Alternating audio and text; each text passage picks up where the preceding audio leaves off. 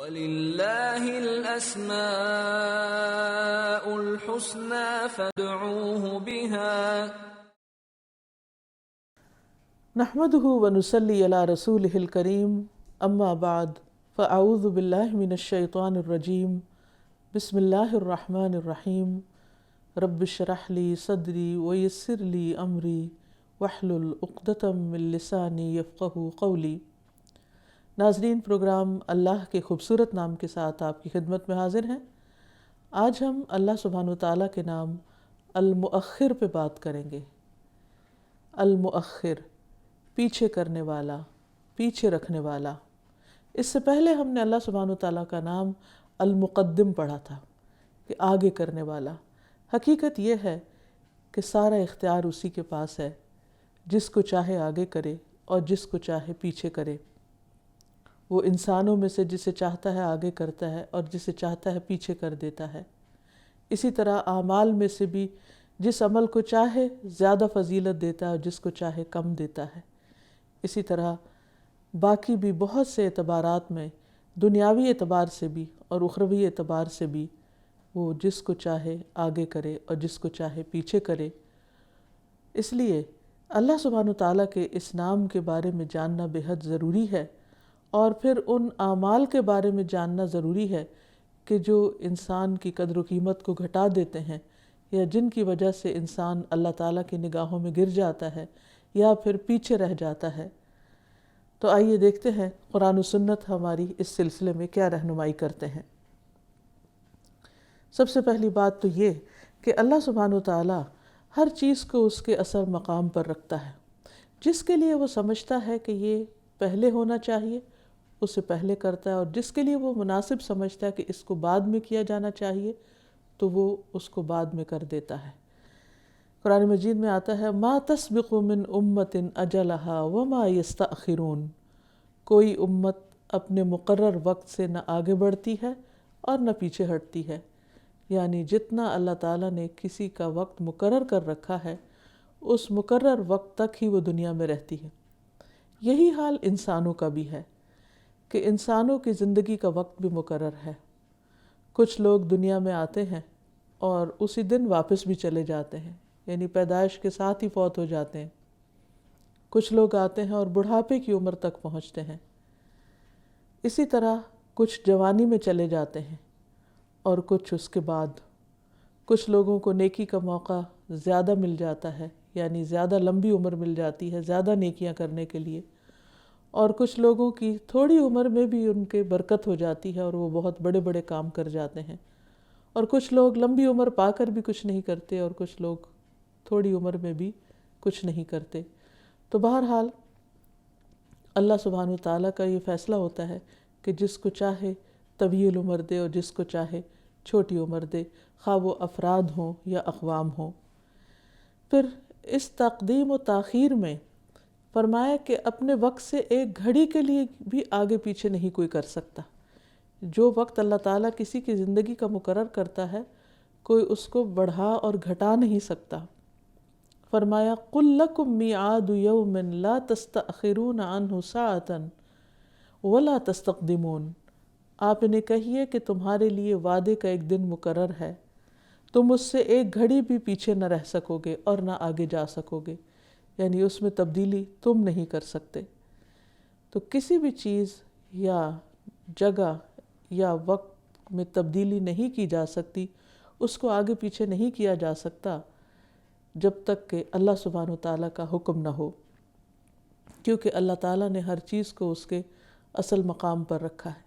مثلا رمضان کے مہینے میں بہت برکت اور فضیلت ہوتی۔ اب اگر کوئی شخص لاکھ تمنا کرے کہ جمادی الثانی کے بعد رمضان آ جائے تو وہ ایسے نہیں کر سکتا، اسے پہلے نہیں لا سکتا۔ اور اسی طرح رمضان آنے پر اگر کوئی شخص بہت مصروف ہے اور وہ یہ چاہے کہ اس کو پیچھے کر دے تو وہ اپنی مرضی سے اس کو پیچھے نہیں کر سکتا۔ اللہ تعالیٰ نے ان مہینوں کو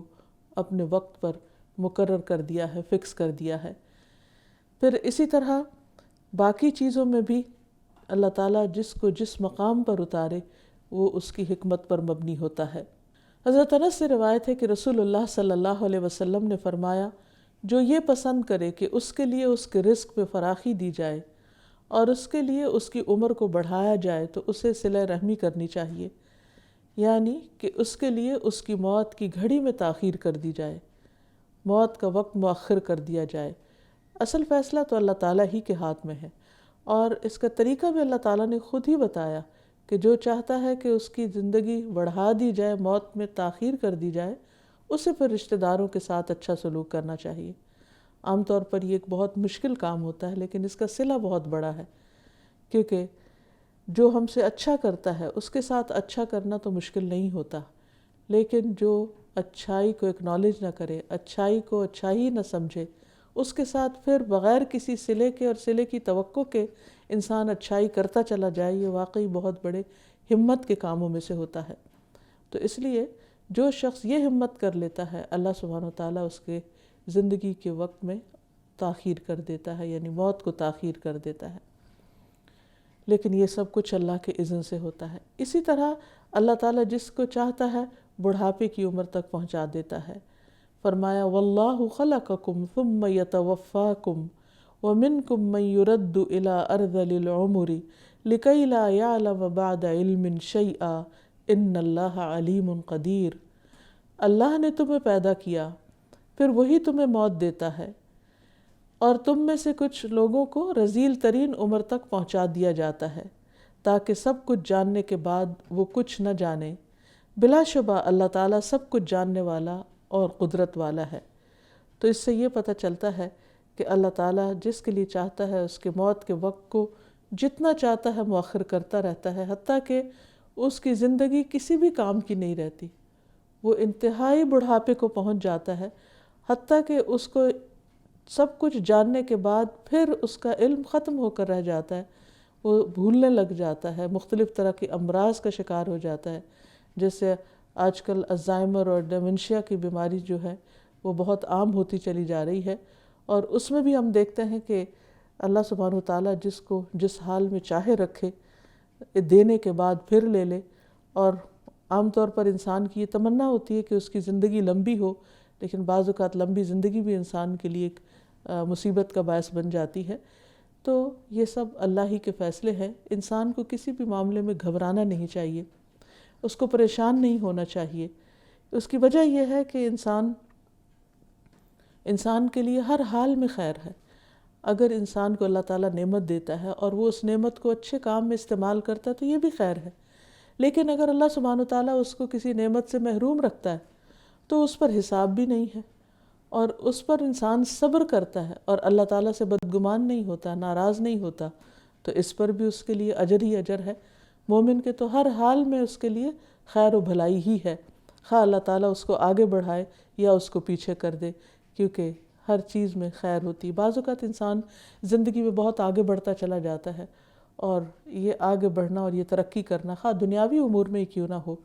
اس کے لیے بظاہر بہت اچھا لگ رہا ہوتا ہے، لیکن کبھی وہ اس کی آخرت کے اعتبار سے اچھا نہیں ہوتا، تو اللہ سبحانہ وتعالیٰ اس کو تھوڑا سا جھٹکا لگاتے ہیں اور اس کی ترقی کے سلسلے کو روک دیتے ہیں اور اس کو تھوڑا پیچھے کر دیتے ہیں۔ تو اس انسان کو بہت سی ایسی چیزیں سوچنے کا موقع مل جاتا ہے جو اس سے پہلے وہ نہیں سوچتا، جن پر غور و فکر نہیں کرتا۔ بہت سی ایسی غلطیاں انسان کر رہا ہوتا ہے کہ جن کے بارے میں اس کو احساس نہیں ہوتا، کیونکہ سب اچھا ہے اور وہ سمجھتا ہے کہ اللہ تعالیٰ اس سے بہت راضی ہے، اس لیے وہ جو کچھ بھی کر لے اسے کوئی فرق نہیں پڑتا۔ تو ایسی صورت میں اللہ سبحانہ وتعالیٰ کی یہ بھی ایک رحمت ہوتی ہے کہ بندے کو تھوڑا کھینچ کر پیچھے کر دیتا ہے تاکہ انسان پھر اور زیادہ تیزی کے ساتھ آگے بڑھ سکے، اللہ تعالیٰ سے توبہ استغفار کر کے اور اپنی غلطیوں کو ریئلائز کر کے۔ پھر اللہ تعالیٰ فرماتے ہیں ثم نخرجکم طفلا ثم لتبلغوا اشدکم ومنکم من یتوفى ومنکم من یرد الى ارذل العمر لکی لا یعلم من بعد علم شیئا۔ پھر ہم تمہیں ایک بچے کی صورت میں نکالتے ہیں، پھر تاکہ تم اپنی جوانی کو پہنچو، اور تم میں سے کوئی وہ ہے جو قبض کر لیا جاتا ہے، یعنی جس کی روح قبض کر لی جاتی ہے، اور تم میں سے کوئی وہ ہے جو سب سے نکمی عمر کی طرف لوٹایا جاتا ہے تاکہ وہ جاننے کے بعد کچھ نہ جانے۔ یعنی یہ اللہ تعالیٰ کے فیصلے ہیں، جس کو چاہے مؤخر کر دے، جس کو چاہے مقدم کر دے۔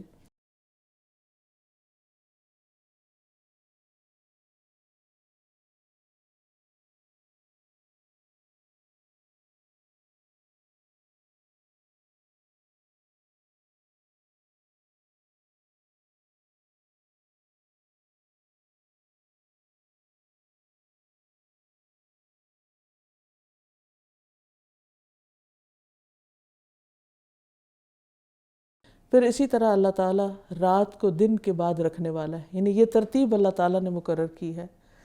کہ رات دن کے بعد آئے گی۔ فرمایا یغشی اللیل النہار یطلبہ حثیثا، وہی رات کو دن پر ڈھانک دیتا ہے، پھر دن رات کے پیچھے دوڑا چلا جاتا ہے۔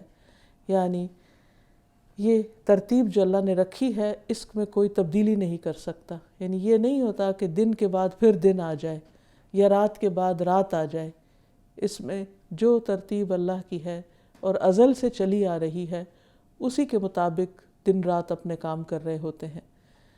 اور جب اللہ تعالیٰ کا حکم کچھ اور ہوگا تو ہر چیز کا نقشہ بدل جائے گا۔ مثلاً سورج کے بارے میں فرمایا کہ لَلشَّمْسُ يَنبَغِي لَهَا أَن تُدْرِكَ الْقَمَرَ وَلَا اللَّيْلُ سَابِقُ النَّهَارِ وَكُلٌّ فِي فَلَكٍ يَسْبَحُونَ، نہ تو سورج سے یہ ہو سکتا ہے کہ وہ چاند کو جا پکڑے، اور نہ ہی رات دن پر سبقت لے جا سکتی ہے، سب اپنے اپنے مدار پر تیزی سے رواں دواں ہیں، یعنی سب دوڑے چلے جا رہے ہیں، انہیں جس کام کے کرنے کا حکم دیا وہ کرتے چلے جا رہے ہیں، اور اس میں کوئی بھی سستی نہیں کرتے، تاخیر نہیں کرتے۔ ستاروں اور سیاروں کی تعداد ان گنت ہے، انسان اپنی زندگی میں ان کو گن بھی نہیں سکتا۔ کہا جاتا ہے کہ ساحل سمندر کے کنارے پڑی ہوئی ریت کے ذرات کے برابر ستارے سیارے ہیں جو اس فضا میں گھوم رہے ہیں، بعض تو ہمیں نظر آتے ہیں اور زیادہ تو وہ ہیں جو نظر بھی نہیں آتے۔ یہ سب اللہ سبحانہ وتعالیٰ کے حکم سے ہی چل رہے ہیں، اور ان کی جو رفتار اللہ تعالیٰ نے مقرر کر دی ہے کہ کون آگے جائے گا اور کون پیچھے رہے گا اور کون کس مقام پر ہوگا، یہ سب کچھ بھی اس کا ہی فیصلہ ہے، اور اس میں انسان اپنی مرضی سے کوئی تبدیلی نہیں کر سکتا۔ اور پھر یہاں پر خاص طور پر فرمایا کہ سورج چاند کو نہیں پکڑ سکتا، اور اسی طرح چاند جو ہے وہ سورج میں جا کے داخل نہیں ہو سکتا۔ ہر ایک کی اپنی جگہ مقرر ہے، اور ہر ایک کا سیکوینس میں کس کو کس کے آگے اور کس کے پیچھے ہونا ہے یہ بھی طے شدہ ہے، اور یہ ایک نہیں millions and trillions of stars اور گیلیکسیز، اور یہ سب اس کے بنائے ہوئے ضابطے کے مطابق چل رہے ہیں اور دوڑ رہے ہیں، اور اپنے اپنے فلک میں اپنے اپنے آربٹ میں یہ اپنی ہی رفتار کے ساتھ گھوم رہے ہیں۔ لیکن قیامت کے قریب اللہ سبحانہ وتعالیٰ قیامت کی نشانیوں میں سے ایک نشانی یہ بتاتے ہیں کہ ایک وقت ایسا آئے گا کہ جب سورج نکلنے کی اجازت مانگے گا تو اسے اجازت نہیں دی جائے گی، اور پھر وہ واپس مغرب کی طرف ہی لوٹ جائے گا، یعنی مغرب سے طلوع ہوگا مشرق سے نکلنے کی بجائے۔ تو یہ اللہ سبحانہ وتعالیٰ کی اپنی حکمت ہے، اپنی قدرت ہے، اپنا فیصلہ ہے، وہ جو چاہے کر سکتا ہے، اور اس سے بھی پتہ چلتا ہے کہ اس کائنات کو چلانے والا کوئی ہے، اور وہ جس ڈھنگ پر اور جس رنگ پر اس کو چلانا چاہے وہ چلا سکتا ہے۔ اور پھر وہ وقت ہوگا جب گناہ گاروں کی توبہ قبول نہیں ہوگی، اس سے پہلے پہلے ہر ایک کے پاس مہلت ہے کہ وہ اپنے گناہوں پر اللہ تعالیٰ سے معافی مانگ لے۔ پھر اسی طرح اللہ سبحانہ وتعالیٰ بندوں کو تاخیر دیتا رہتا ہے، مہلت دیتا رہتا ہے، ڈیل دیتا رہتا ہے کہ وہ اپنے گناہوں کی معافی مانگ لے۔ اس نے شیطان کو بھی تاخیر یا مہلت دی، جب اس نے اللہ تعالیٰ سے مہلت مانگی کہ مجھے قیامت تک انسانوں کو بھٹکانے کی مہلت دی جائے، تو اس کو بھی چھوڑ دیا گیا اس کے حال پر، اس کی بات مان لی گئی۔ قال ارأيتك هذا الذي كرمت علي لئن أخرتني إلى يوم القيامة لأحتنكن ذريته إلا قليلا۔ اس نے کہا کیا تو نے دیکھا یہ جسے تو نے مجھ پر عزت بخشی، یعنی انسان کو، یقیناً اگر تو مجھے قیامت کے دن تک مہلت دے تو میں بہت تھوڑے لوگوں کے سوا اس کی اولاد کو ہر صورت جڑ سے اکھاڑ دوں گا۔ تو اس پر اللہ سبحانہ وتعالیٰ نے اس کو مہلت دے دی، اور اب شیطان اپنا کام کیے چلے جا رہا ہے۔ ہم سب کو ہوشیار ہونے کی ضرورت ہے۔ ایک اور جگہ پر آتا ہے قال انظرنی الی یوم یبعثون قال انک من المنظرین۔ ابلیس کہنے لگا اچھا پھر مجھے روز محشر تک مہلت دے دی جائے، تاخیر دے دی جائے، میرا انجام ڈیلے کر دیا جائے۔ اللہ تعالیٰ نے فرمایا تجھے یہ مہلت دی جاتی ہے، یعنی اس وقت تک ابلیس جو بھی شر اور فساد کے کام کرنا چاہے وہ اس میں آزاد ہے، وہ کر سکتا ہے۔ ہاں انسانوں کو محتاط کر دیا گیا کہ اس کی باتوں میں نہ آئیں۔ پھر اسی طرح اللہ سبحانہ وتعالیٰ نے شرعی لحاظ سے بھی کچھ اعمال کو مؤخر کیا ہے، اور اس میں ہم دیکھتے ہیں کہ بعض نمازوں کا وقت اذان کے فوراً بعد ہے، اور بعض جو ہے اگر ان کو تاخیر سے پڑھا جائے، بعد میں پڑھا جائے، یعنی آخری وقت میں پڑھا جائے، تو وہ زیادہ اجر و ثواب کا باعث ہے۔ اور یہ بھی ویرائٹی اللہ سبحانہ وتعالیٰ نے خود ہی رکھی۔ مثلاً فجر کی نماز جتنا جلد ہو سکے پڑھ لینی چاہیے، مغرب کی نماز اذان کے فوراً بعد پڑھ لینی چاہیے، لیکن عشاء کی نماز جتنی تاخیر ہو سکے اس کے وقت کے اندر اتنی ہی افضل ہے۔ نبی صلی اللہ علیہ وسلم نے فرمایا، اگر مجھے اپنی امت پر گراں گزرنے کا خیال نہ ہوتا تو میں انہیں حکم دیتا کہ تہائی رات یا آدھی رات تک عشاء میں تاخیر کریں، یعنی جتنی دیر سے پڑھ سکے پڑھیں، وہ زیادہ پسندیدہ ہے۔ عشاء میں آپ تاخیر پسند فرماتے تھے، اور اس سے پہلے سونے کو ناپسند کرتے، اور اس کے بعد بات کرنے کو پسند نہیں کرتے تھے۔ تو اس سے فائدہ اٹھانے کے لیے کہ جو لوگ دیر سے سوتے ہیں ان کو چاہیے کہ پھر وہ آخری کام نماز عشاء کریں، اگر اس سے پہلے کچھ اور کام ہے تو وہ نپٹا لیں، لیکن نماز پڑھنے کے بعد پھر اور چیزیں نہ کریں، کیونکہ زیادہ پسندیدہ یہی ہے کہ آخری عمل پھر نماز ہو۔ اسی طرح تہجد کی نماز کو مؤخر کرنا بھی پسندیدہ ہے۔ ابو مسلم کہتے ہیں، میں نے ابو ذر سے پوچھا، رات کے کس حصے میں قیام کرنا سب سے افضل ہے؟ ابو ذر نے کہا، میں نے بھی رسول اللہ صلی اللہ علیہ وسلم سے اسی طرح سوال کیا تھا جس طرح تم نے مجھ سے کیا ہے۔ آپ نے فرمایا، رات کے پچھلے پہر یا نصف رات میں، لیکن ایسا کرنے والے بہت تھوڑے ہیں۔ یعنی آدھی رات سے پہلے ہی تہجد نہیں پڑھ لینی چاہیے، بلکہ آخر تک اس کو مؤخر کرنا چاہیے، لیکن بہت سے لوگ ایسا پھر کر نہیں پاتے اور رات کے آخری حصے میں سو جاتے ہیں، خواہ پہلے میں جاگی کیوں نہ رہے ہوں۔ اسی طرح ہم دیکھتے ہیں کہ حج کے موقع پر عرفہ کے میدان میں مغرب کی نماز کو مؤخر کر دیا جاتا ہے، اور وہ بھی بڑا ہی عجیب منظر ہوتا ہے۔ عام طور پر ہم اپنی ساری زندگی مغرب کی اذان سنتے ہی نماز ادا کر لیتے ہیں، لیکن عرفات کے میدان میں مغرب ہو چکی ہوتی ہے، اذانیں بلند ہو رہی ہوتی ہیں، اور قافلے مزدلفہ کی طرف چل پڑتے ہیں، اور سب وہیں جا کر نماز ادا کرتے ہیں۔ مغرب کی نماز عرفہ میں ادا نہیں ہوتی۔ یہ بھی اللہ سبحانہ وتعالیٰ کا ہی بنایا ہوا قاعدہ ہے، جس کو چاہے اپنے وقت سے مؤخر کر دے، کیونکہ وہی المؤخر ہے۔ اس سلسلے میں اسامہ بن زید روایت کرتے ہیں، فرماتے ہیں کہ رسول اللہ صلی اللہ علیہ وسلم عرفہ سے واپس ہوئے، یہاں تک کہ جب آپ صلی اللہ علیہ وسلم ایک گھاٹی میں اترے تو آپ نے پیشاب کیا، پھر وضو فرمایا، اور وضو میں آپ نے پانی زیادہ نہیں بہایا، وضو کیا یعنی مختصر سا۔ اسامہ کہتے ہیں کہ میں نے آپ سے عرض کیا کہ نماز، آپ نے فرمایا نماز آگے ہے، یعنی آگے چل کر پڑھیں گے۔ آپ سوار ہوئے تو جب مزدلفہ آیا تو آپ اترے، وضو فرمایا اور پورا وضو فرمایا، پھر نماز کی اقامت کہی گئی تو آپ صلی اللہ علیہ وسلم نے مغرب کی نماز پڑھائی، پھر ہر انسان نے اپنے اونٹ کو اس جگہ میں بٹھا دیا، پھر عشاء کی اقامت کہی گئی تو آپ نے عشاء کی نماز پڑھائی۔ مغرب اور عشاء کے درمیان آپ صلی اللہ علیہ وسلم نے کوئی نماز نہیں پڑھی، یعنی مغرب اور عشاء کو جمع کر کے تاخیر سے پڑھا۔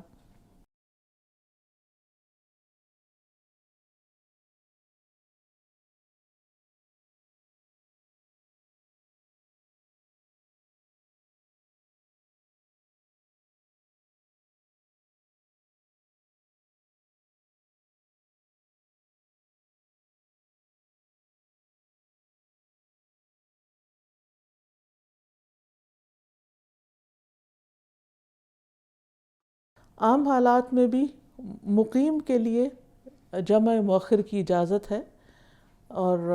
یہ عادت نہیں ہونی چاہیے، لیکن ونس اپان اے ٹائم اگر انسان کو کبھی ضرورت ہو جائے تو اس میں رخصت کی ایک شکل پیدا کی گئی ہے۔ ابن عباس کہتے ہیں، رسول اللہ صلی اللہ علیہ وسلم نے مدینہ میں مقیم ہوتے ہوئے بغیر کسی خوف یا بارش کے ظہر اور عصر کی اور مغرب اور عشاء کی نمازیں جمع کر کے پڑھیں۔ وکی راوی کہتے ہیں کہ میں نے ابن عباس سے پوچھا، آپ صلی اللہ علیہ وسلم کا اس سے کیا مقصد تھا، یعنی آپ نے کیوں ایسا کیا؟ انہوں نے کہا، یہی کہ آپ کی امت کو مشقت نہ ہو۔ یعنی بعض اوقات انسان کسی ایسے کام میں مصروف ہو جاتا ہے کہ جس سے وہ نکل سکتا ہی نہیں، یعنی اس کے لیے پاسبل ہی نہیں ہوتا۔ مثلاً آپ گاڑی میں بیٹھے ہیں اور سڑک پر ہیں اور آپ گھر پہنچنے کی کوشش کر رہے ہیں لیکن پہنچ نہیں پا رہے، مغرب راستے میں ہو گئی ہے، تو اب گاڑی میں تو فرض نماز نہیں پڑھی جا سکتی، تو اس صورت میں کیا کیا جا سکتا ہے کہ انسان مغرب کو تھوڑا تاخیر کر کے عشاء کے ساتھ پڑھ لے۔ یہ معمول نہیں ہونا چاہیے اور روٹین میں ایسا نہیں ہونا چاہیے، لیکن کبھی بہت مجبوری کی حالت میں ایسا کیا جا سکتا ہے۔ ابن عباس رضی اللہ عنہما کہتے ہیں، میں نے نبی صلی اللہ علیہ وسلم کے ساتھ 8 رکعت ایک ساتھ ظہر اور عصر اور 7 رکعت ایک ساتھ مغرب اور عشاء ملائیں۔ راوی کہتے ہیں، میں سمجھتا ہوں کہ آپ صلی اللہ علیہ وسلم نے ظہر کو مؤخر کیا اور عصر کو جلدی پڑھا، عشاء کو جلدی پڑھا اور مغرب کو مؤخر کیا، اور یہ بھی اپنی امت کو مشقت سے بچانے کے لیے۔ مثلاً بعض اوقات ڈاکٹرز کوئی ایسا آپریشن شروع کر چکے ہوتے ہیں کہ جس کو اگر بیچ میں روک دیا جائے تو مریض مر سکتا ہے، ایسی صورت میں وہ اپنی جگہ سے ہل نہیں سکتے، تو اس کا کیا مطلب ہے کوئی نماز چھوڑ دی؟ نہیں، وہ اپنی نماز کو مثلا ظہر کو عصر کے ساتھ ملا کر پڑھ سکتے ہیں، یا ایسے ہی کسی مجبوری میں کہ کوئی حادثہ ہو گیا ہے، کوئی اور مجبوری ہو گئی ہے، تو اس میں 2 نمازوں کو جمع کیا جا سکتا ہے، اور سفر میں تو بہرحال اس کی اجازت ہے ہی۔ زید بن اسلم کہتے ہیں کہ ان سے ان کے باپ نے بیان کیا کہ میں عبداللہ بن عمر رضی اللہ عنہما کے ساتھ مکہ کے راستے میں تھا کہ انہیں اپنی بیوی صفیہ بنت ابی عبید کی سخت بیماری کی خبر ملی اور وہ نہایت تیزی سے چلنے لگے۔ پھر جب سرخی غروب ہو گئی تو سواری سے نیچے اتر آئے اور مغرب اور عشاء ایک ساتھ ملا کر پڑھ لیں۔ اس کے بعد فرمایا کہ میں نے رسول اللہ صلی اللہ علیہ وسلم کو دیکھا کہ جب جلدی چلنا ہوتا تو مغرب کو مؤخر کر کے دونوں عشاء اور مغرب کو ایک ساتھ ملا کر پڑھ لیتے۔ یعنی سفر میں بحالت مجبوری انسان اگر اپنا سفر شروع کرنا چاہتا ہے تو نماز کو یا ڈیلے کر لے ایک کو اور دوسری کو ارلی، یا ایک کو ارلی پڑھا تو دوسری بھی پڑھ کر نکل جائے، کیونکہ ہو سکتا ہے راستے میں اسے کہیں بھی سواری کو روکنے کا موقع نہ ملے، اور ایسا کرنا سنت سے ثابت ہے، اور یہ اس لیے تاکہ دین میں سہولت ہو اور لوگ اپنے فرائض کو ادا کر سکیں۔ جہاں تک نمازوں کو جمع کرنے کا تعلق ہے تو یہ یاد رہے کہ فجر کی نماز کو کسی اور نماز سے جمع نہیں کیا جا سکتا، فجر اپنے وقت میں ہی پڑھی جائے گی۔ ظہر اور عصر کو جمع کیا جا سکتا ہے اور مغرب اور عشاء کو، عصر اور مغرب کو جمع نہیں کیا جا سکتا، یعنی 2 نمازوں کے درمیان چونکہ کھلا وقت ہوتا ہے تو ظہر اگر راستے میں انسان اور تاخیر ہو رہی ہے تو تھوڑی اور تاخیر کر کے مقام یا منزل پہ پہنچ کے عصر کے ساتھ پڑھ لے، اور اسی طرح مغرب کو عشاء کے ساتھ یا عشاء کو مغرب کے ساتھ پڑھ کر اپنا سفر شروع کر سکتا ہے۔ مثلا کوئی شخص جہاز میں جا رہا ہے تو راستے میں نماز پڑھنے میں عشاء کی دقت ہو سکتی، بعض اوقات وقت اتنی تیزی کے ساتھ تبدیل ہو جاتا ہے خصوصاً لمبی فلائٹس میں کہ نماز کا وقت ہی نکلنے کا اندیشہ ہوتا ہے۔ ایسی صورت میں انسان اپنی نمازوں کو ایک یعنی مغرب کے وقت عشاء ساتھ ملا کر یا عشاء کے وقت مغرب ساتھ ملا کر جمع کر سکتا ہے، اور یہ دین کی سہولت ہے۔ پھر اسی طرح اللہ سبحانہ وتعالی سزا اور عذاب کو بھی مؤخر کرنے والا ہے۔ فرمایا وَلَوْ يُؤَاخِذُ اللَّهُ النَّاسَ بِظُلْمِهِمْ مَا تَرَكَ عَلَيْهَا مِنْ دَابَّةٍ وَلَكِنْ يُؤَخِّرُهُمْ إِلَىٰ أَجَلٍ مُّسَمًّى فَإِذَا جَاءَ أَجَلُهُمْ لَا يَسْتَأْخِرُونَ سَاعَةً وَلَا يَسْتَقْدِمُونَ، اور اگر اللہ لوگوں کو ان کے ظلم کی وجہ سے پکڑ لے تو اس کے اوپر کوئی چلنے والا نہ چھوڑے، یعنی لوگوں کے گناہوں کی وجہ سے اگر اللہ تعالیٰ فوراً ان کو سزا دینا چاہے تو زمین پر کسی جاندار کو زندہ نہ چھوڑے، لیکن وہ انہیں ایک مقرر وقت تک ڈھیل دیتا ہے، یعنی گناہوں کے باوجود ان کو موقع دیتا رہتا ہے کہ وہ کام کرتے رہیں اپنے۔ پھر جب ان کا وقت آ جاتا ہے تو ایک گھڑی نہ پیچھے رہتے ہیں نہ آگے بڑھتے ہیں، یعنی ان کی موت کا وقت یا ان کی پکڑ کا وقت آ جاتا ہے تو پھر عین اس وقت تک انتظار کیا جاتا ہے، اور اس وقت جو پکڑ کا وقت ہے اس میں ان کو پکڑ لیا جاتا ہے، پھر ڈھیل نہیں دی جاتی، تاخیر نہیں کی جاتی۔ اسی طرح اللہ سبحانہ وتعالی ظالم کو بھی مہلت دیتے رہتے ہیں، اس کے سزا کو بھی تاخیر، اس کی سزا میں بھی تاخیر کرتے رہتے ہیں۔ فرمایا وَلَا تَحْسَبَنَّ اللَّهَ غَافِلًا عَمَّا يَعْمَلُ الظَّالِمُونَ انما نؤخرهم لیوم تشخص فیہ الابصار، اور تو اللہ کو ہرگز اس سے غافل گمان نہ کر جو یہ ظالم لوگ کر رہے ہیں. یعنی ظالم لوگ اگر دنیا میں ظلم کر رہے ہیں تو یہ مت سوچو کہ اللہ تعالیٰ ان کو کنٹرول نہیں کر سکتا، یا اللہ تعالیٰ ان کو بھول گیا ہے یا دیکھ نہیں رہا. وہ تو انہیں صرف اس دن کے لیے مہلت دے رہا ہے جس میں نگاہیں پھٹی کی پھٹی رہ جائیں گی، یعنی قیامت کے دن تک وہاں جا کر ان کو پکڑا جائے گا، کیونکہ اللہ سبحانہ وتعالیٰ سزاؤں کو مؤخر کرنے والا ہے. اسی طرح یہ بھی یاد رکھیے کہ بعض گناہ ایسے ہیں کہ جن کی سزا مؤخر نہیں کی جاتی. اس سلسلے میں ہم دیکھتے ہیں ابو بکر رضی اللہ عنہ سے مروی ہے کہ نبی صلی اللہ علیہ وسلم نے ارشاد فرمایا کہ سرکشی اور قطع رحم یعنی رشتوں کو کاٹنے سے بڑھ کر کوئی ایسا گناہ نہیں ہے کہ آخرت کے عذاب کے ساتھ اس گناہ گار کو دنیا میں بھی فوری سزا دے دی جائے. یعنی ایسے لوگوں کی جلدی پکڑ ہوتی ہے تاکہ وہ اس ظلم سے باز آئیں. اب جب انسان اللہ سبحانہ تعالیٰ کی اس صفت کو جان لیتا ہے تو اس کے بعد اس کے اثرات اس کی زندگی پر بھی نظر آنے چاہیے، اور اس نام سے اسے وہ سیکھنا چاہیے جو اللہ تعالیٰ سکھانا چاہتے ہیں. سب سے پہلی بات یا پہلا سبق جو انسان کے سیکھنے کا ہے وہ یہ کہ جس چیز کو اللہ نے مؤخر کیا ہے، پیچھے رکھا ہے، ترتیب میں پیچھے رکھا ہے، اس کو پیچھے ہی رکھنا چاہیے. کیا کسی چیز کو پیچھے کرنے سے اس کی شان میں کوئی کمی واقع ہو جاتی ہے؟ ہرگز نہیں. اس میں بھی کئی فائدے ہوتے ہیں، کئی مصلحتیں ہوتی ہیں، اور کچھ مواقع تو زندگی میں ایسے ہوتے ہیں کہ انسان اس میں چاہتا ہے کہ ابھی میری باری نہ آئے، پیچھے ہی رہ جاؤں، پہلے دوسرے آگے ہو جائیں اور اس کے بعد ان کے تجربے سے سبق لے کر میں اپنے پھر باری پہ پہنچوں. اب اس میں ہم دیکھتے ہیں کہ اللہ تعالیٰ نے جیسے انسانوں کے درجات بنائے ہیں، بعض لوگوں کو زیادہ ذہانت عطا کی ہے، بعض لوگ بہت مینٹلی بہت شارپ ہوتے ہیں، بعض بہت سلو ہوتے ہیں، سلو لرنرز ہوتے ہیں. اب اس میں بھی اللہ تعالیٰ کی حکمت ہے، جس کو چاہے بلا کا حافظہ دے دے اور جس کو چاہے معمولی حافظے سے نوازے. بعض بچے آپ نے دیکھا ہوگا کہ بچپن میں بہت جلدی بولنا شروع کر دیتے ہیں، اور بعض بچوں کی اسپیچ جو ہے وہ ڈیلیڈ ہوتی ہے. اسی طرح بعض بچے جلدی چلنا شروع کر دیتے ہیں، بعض دیر سے چلتے ہیں، بعض بچے دانت جلدی نکالتے ہیں، بعض بچے دیر سے نکالتے ہیں. تو ایسے میں انسان کو پریشان نہیں ہونا چاہیے. مشکل یہ ہوتی ہے کہ ہم فوراً کمپیریزن شروع کر دیتے ہیں، اور اس میں عام طور پر مائیں خود ہی کرنے لگتی کہ اچھا میرے بڑے بچے کے ساتھ تو ایسا ہوا تھا اور اس کے ساتھ ایسا نہیں ہوا، شاید یہ کوئی پریشانی کا باعث بننے والا ہے. obviously ماں کا دل ہے اور وہ اپنے ہر بچے کو آگے ہی دیکھنا چاہتی ہے، لیکن ماں ہو یا کوئی اور انسان، زندگی میں جب بھی کوئی چیز ڈیلے ہو رہی ہو، کوئی کام تاخیر سے ہو رہا ہو، یا انسان کوشش کے باوجود، محنت کے باوجود، دعاؤں کے باوجود کسی مقصد کو نہ پا رہا ہو یا نہ پا سک رہا ہو، تو اس پر پریشان نہیں ہونا چاہیے، کیونکہ اللہ سبحانہ تعالیٰ نے ہر چیز کے لیے ایک وقت مقرر کر رکھا ہے، اور اس وقت مقررہ سے پہلے انسان کا اس چیز کو پا لینا اس کے لیے نقصان دہ ہوتا ہے. اب مثلاً آپ دیکھیں کہ مرغی کے انڈوں سے بچے نکلنے کا ایک وقت مقرر ہے.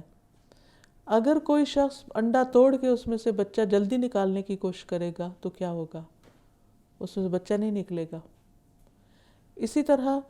اگر کوئی شخص وقت سے پہلے درخت کا فروٹ توڑنا چاہے گا تو توڑ لے گا، لیکن اس میں سے میٹھا پھل نہیں نکلے گا. اسی لیے کہتے ہیں کہ صبر کا پھل میٹھا ہوتا ہے، اور صبر کیا ہوتا ہے کہ کاموں کے تکمیل تک پہنچنے کا انسان کو انتظار کرنا ہوتا ہے. اسی طرح جیسے کھانا پکانے کا ایک وقت مقرر ہوتا ہے، اگر انسان چاہے کہ وہ جلدی کھا لے، ادھر ڈالے اور ادھر نکال کے کھا لے، تو وہ کچا کھانا ہی کھائے گا اگر اس نے اس کو پورا وقت نہیں دیا. تو ہر چیز کے میچور ہونے کا ایک وقت ہوتا ہے.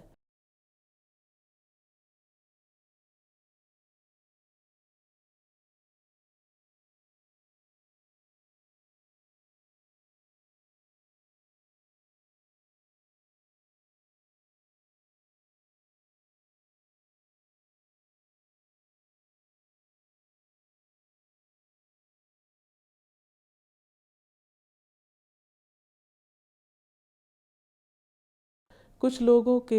عہدے بڑے ہوتے ہیں، کچھ کے چھوٹے ہوتے ہیں، کچھ کے درجے بڑے ہوتے ہیں، کچھ کے چھوٹے ہوتے ہیں، کوئی ماں باپ ہوتا ہے اور کوئی اولاد ہوتی ہے۔ اب ماں باپ کا درجہ بڑا ہے، ان کو آگے رکھا جاتا ہے، اولاد کو پیچھے رکھا جاتا ہے درجے اور رتبے کے اعتبار سے۔ تو اس میں ایسا نہیں ہے کہ اولاد کی شان میں کمی آ جاتی ہے، ان کی عظمت اسی میں ہے۔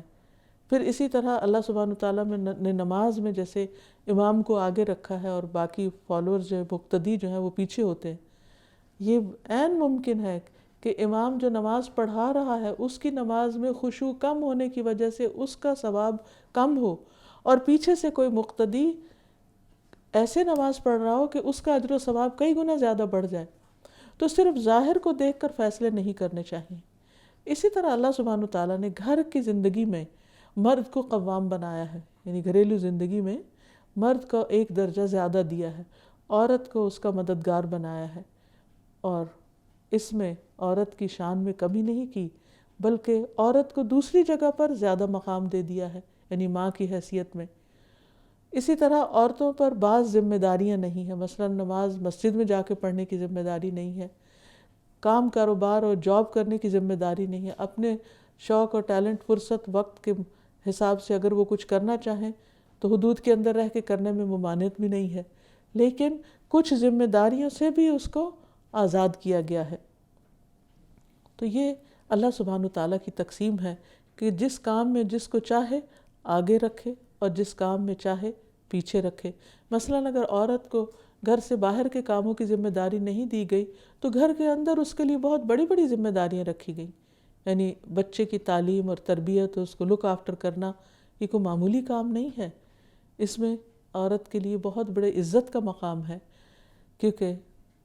ابو ہریرہ کہتے ہیں کہ ایک صحابی حضور صلی اللہ علیہ وسلم کی خدمت میں حاضر ہوئے اور عرض کیا کہ یا رسول اللہ، میرے اچھے سلوک کا سب سے زیادہ حقدار کون ہے؟ فرمایا کہ تمہاری ماں۔ اب یہاں آپ دیکھیے کہ ماں کو آگے رکھا جا رہا ہے۔ پوچھا اس کے بعد کون؟ فرمایا تمہاری ماں۔ پھر پوچھا اس کے بعد کون؟ فرمایا تمہاری ماں۔ اس نے پوچھا اس کے بعد کون؟ تو آپ نے فرمایا تمہارا باپ۔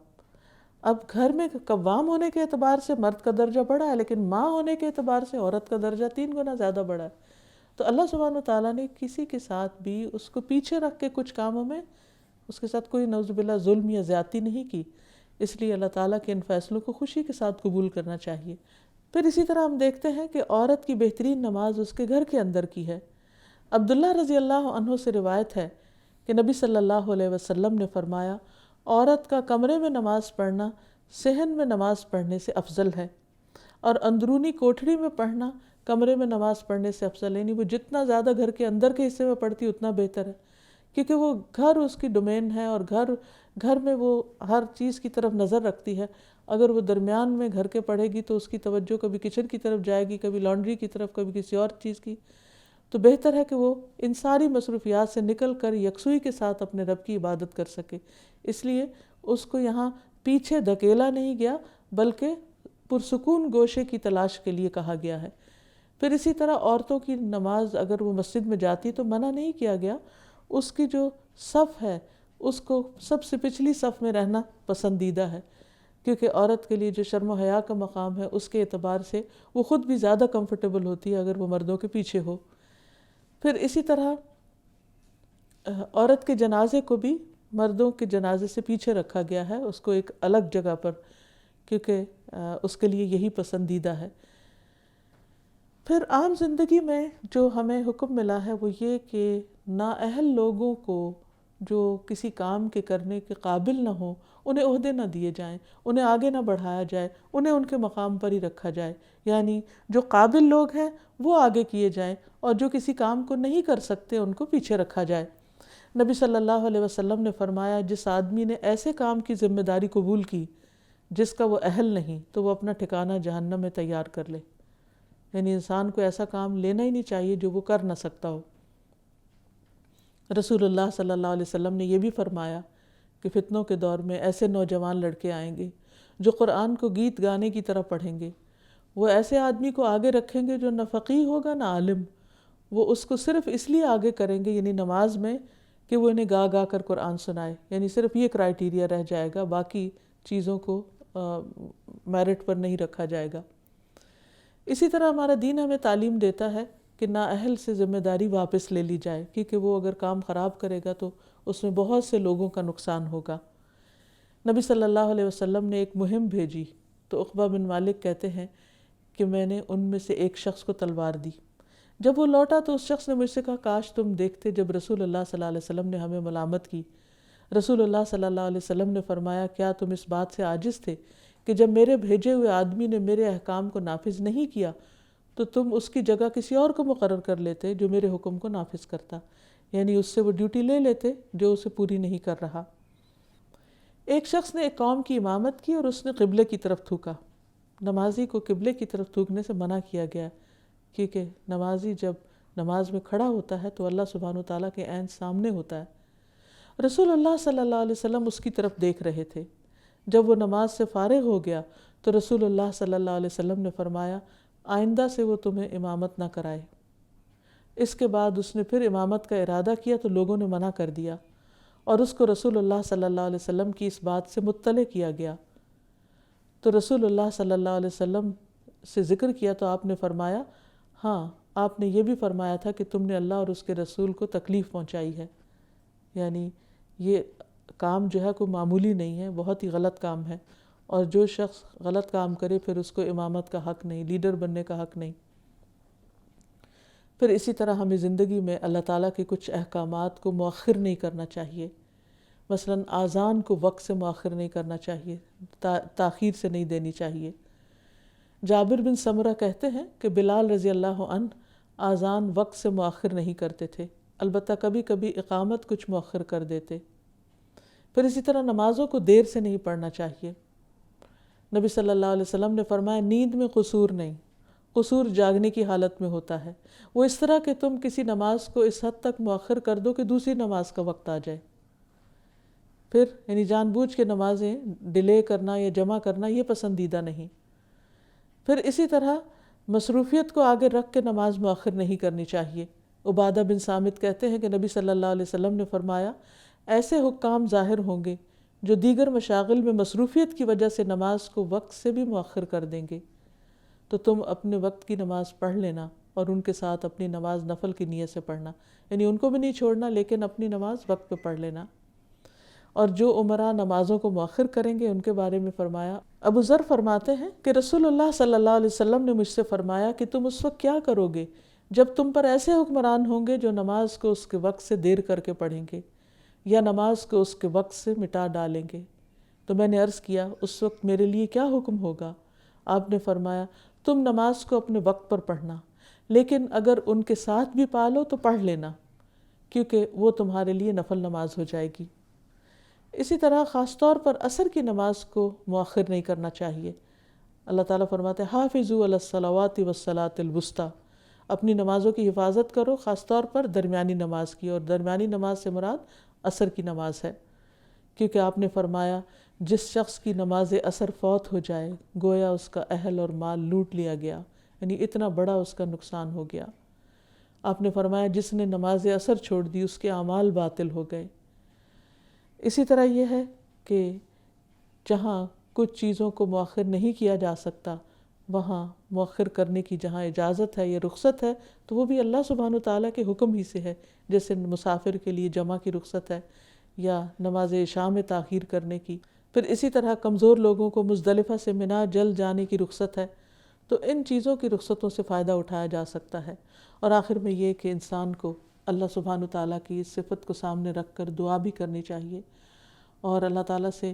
خصوصی طور پر یہ دعا کہ اللہ تعالیٰ ہم نیکی کے کاموں میں پیچھے نہ رہیں، کیونکہ تو ہی آگے بڑھاتا ہے اور تو ہی پیچھے کرتا ہے۔ اللہ ہمیں ان لوگوں میں نہ کرنا کہ جو خیر اور بھلائی کے کاموں میں پیچھے رہ جائیں یا جن سے اپرچونٹیز کھو جائیں یا جو تیرے دین کی خدمت یا تیری عبادت میں پیچھے رہنے والے ہوں۔ اللہ تعالیٰ ہمیں ایسی منافقت سے بچائے اور ان دعاؤں کی توفیق دے جو ہمیں نیکی کے کاموں میں آگے بڑھانے والی ہوں۔ وآخر دعوانا ان الحمد للہ رب العالمین۔